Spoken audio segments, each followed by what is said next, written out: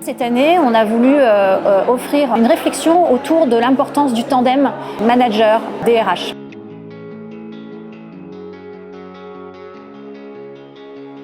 Le livre blanc, c'est la retranscription des ateliers du cercle des DRH qui vont réunir à peu près une quarantaine de DRH d'univers vraiment différents, de secteurs d'activité différents. C'est une expérience où on peut se retrouver avec nos pairs et en même temps avec des experts qui nous permettent d'avoir accès à des éclairages ou à des apports auxquels on n'aurait pas forcément accès. On s'est pas mal appuyé sur des données chiffrées pour pouvoir poser le constat des différentes thématiques et enjeux qu'on a pu voir.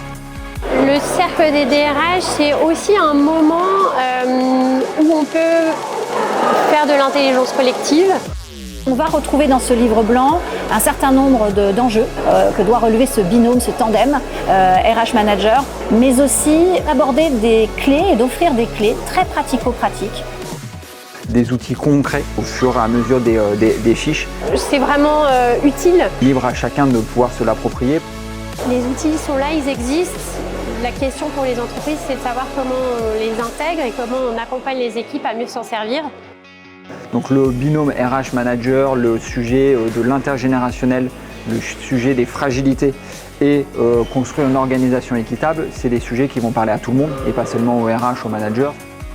Ce binôme-là, en quoi il consiste et comment le construire correctement et de manière performante, à quel type d'enjeu il peut répondre, donc la gestion des compétences, le développement des compétences, on sait que c'est un enjeu clé. Comment faire en sorte aussi à travers ce binôme de devenir une entreprise apprenante, comment aussi bien adresser les enjeux de l'intergénérationnel, comment apprendre tout au long de sa vie.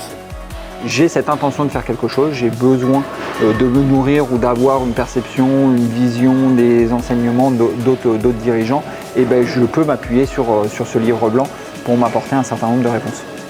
La montée en compétences, c'est un enjeu de performance, c'est clair, mais c'est aussi un levier d'engagement, de fidélisation et de performance collective.